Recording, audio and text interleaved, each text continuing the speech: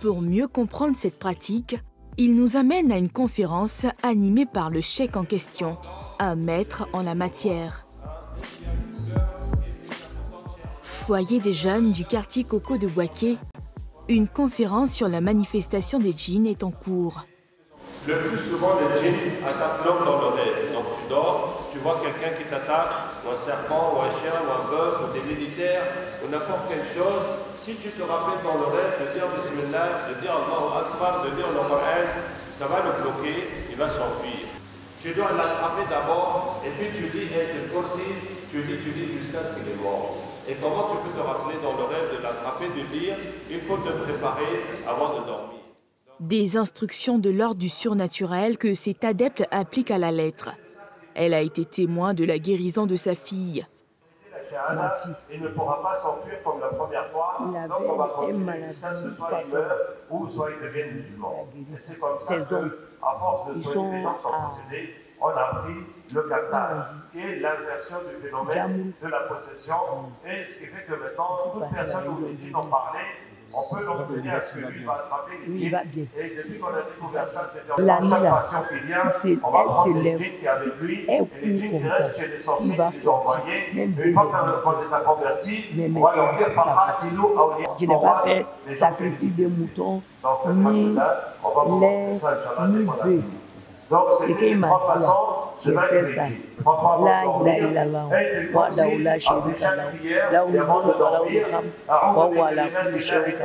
dit de faire matin, le soir, matin, le soir. Une prière qui délivrerait donc du mal, des mauvais esprits. Fort de plusieurs années d'expérience, le cheikh Ben Alima Abderraouf entame une recherche de djinns à travers Abdallah.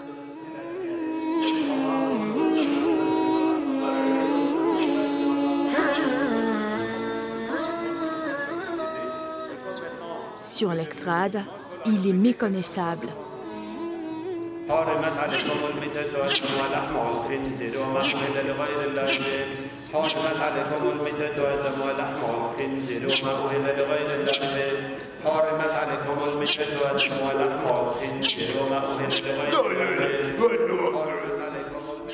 Cette chasse aux sorcières prend des allures de spectacle. Téléphone en main, certains filment le caractère inédit de cette scène.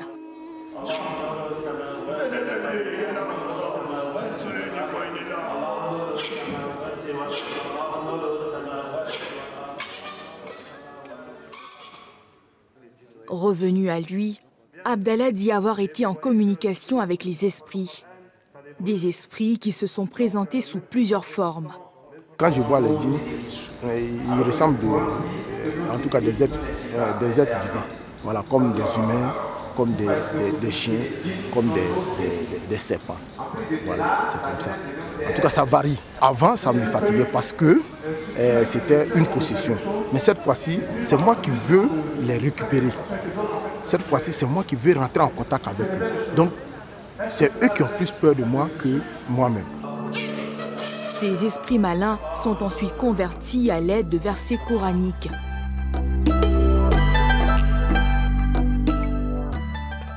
À quelques kilomètres de là, au centre Rokia de Bouaké,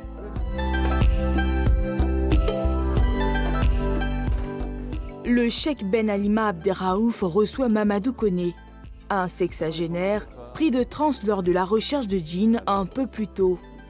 Selon lui, un mal mystique le ronge. C'est la première fois que tu viens? Oui. Tu as quel problème? J'ai le problème du... Souvent, je me sens très mal. Oui. Les rêves, de mauvais rêves. Tu rêves des gens qui t'attaquent, qui te poursuivent? Justement. Est-ce que tu rêves des serpents ou des animaux? Les animaux surtout. Lesquels? Les bœufs. D'accord. Ouais. Après un bref entretien, place à la guérison par exorcisme. Un dialogue s'engage alors entre le cheikh et un interlocuteur à travers une capteuse de djinns. Qu'est-ce que vous faites avec Mamadou? Il est à nous. Mais qu'est-ce qui s'est passé puis il est à vous? Il est à nous depuis tout petit. C'est pas que maintenant. Mais comment c'est arrivé? Des ancêtres. Ah, vous êtes les djinns de ses ancêtres qui vous adoraient. Mamadou est à nouveau en transe. Il s'ensuit une série de coups de poing du cheikh sur sa tête. C'est pour sortir les djinns, pour les décoller de sa tête. Mamadou, ça va? Ok, ça va aller, Inch'Allah. Il y avait beaucoup de djinns avec toi, ils disent qu'ils sont avec toi depuis l'enfance. C'était pas tes ancêtres qui les ont adorés dans les fleuves ou les forêts sacrées, tout ça. Et en plus, il y a des gens qui t'ont fait la sorcellerie, 5 personnes qui t'ont fait 13 fois en tout. Pour le cas de Mamadou, le cheikh Ben Alima Abderraouf prescrit des ventouses, un massage et des versets coraniques à réciter. Comme il est venu aujourd'hui, on va traiter 12 jours, et puis il revient en traite, et puis il revient en traite. Et au bout de ça, on a 85% de gens pour qui le problème est complètement fini. Donc par exemple, lui, il n'a pas des problèmes de santé qui sont vraiment qui sont ancrés dans sa santé. Il n'a pas non plus un problème mental qui est grave. Donc c'est juste des blocages et quelques douleurs et les cauchemars. Donc tout ça, ça devra partir en normalement 2 traitements.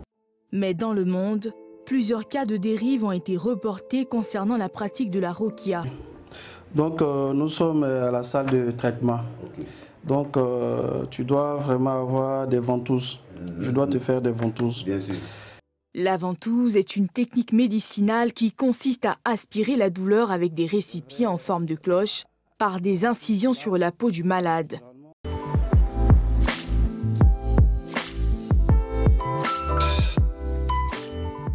L'un des défis des adeptes de la ruqya, démocratiser la pratique. Et pour y arriver, les conférences se multiplient comme ici à l'université Alassane Ouattara de Bouaké, avec au menu la problématique des djinns.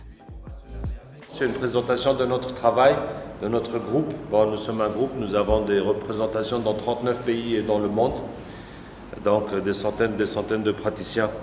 Face aux praticiens de la ruqya, des universitaires dont le docteur Médarkoua, directeur de l'hôpital psychiatrique de Bouaké. Il reconnaît l'influence de ce procédé médicinal sur la population locale. Les gens disent qu'ils sont guéris par ces pratiques. Il ne s'agit pas pour nous d'avoir raison ou d'avoir tort. On peut être guéri de plusieurs moyens, mais c'était très important pour nous de comprendre que souvent, ces patients à la fois viennent nous voir. Ils arrêtent les traitements, on ne sait pas pourquoi. Ils sont dits perdus de vue dans notre système de santé. Or, ils se retrouvent dans un autre système de santé. Et donc, pour éviter, j'allais dire, des situations désastreuses, parce que certainement, il y a des contre-indications, il y a des complications liées à la pratique. Lorsqu'elle n'est pas encadrée, lorsqu'on ne sait pas ce qui se passe, quelqu'un peut dire qu'il est spécialiste ruqya, mais en fait, ça peut être un charlatan, il peut être fait autre chose. Et pour nous, en tant que responsable de structure, en tant qu'universitaire, c'est important de discuter sur la nécessité d'une collaboration. Un avis qui conforte le cheikh Ben Alima. La médecine est une réalité scientifique. Maintenant, nous intervenons là où la médecine devient impuissante, ne comprend pas et n'a pas de solution pour les phénomènes. Donc nous sommes complémentaires.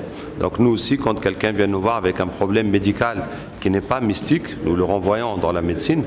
Et nous souhaitons collaborer avec la médecine, eux aussi d'ailleurs, parce que ce n'est pas agréable de traiter quelqu'un inutilement. Donc eux aussi savent qu'ils ont besoin de nous. Donc nous espérons que cette collaboration va donner.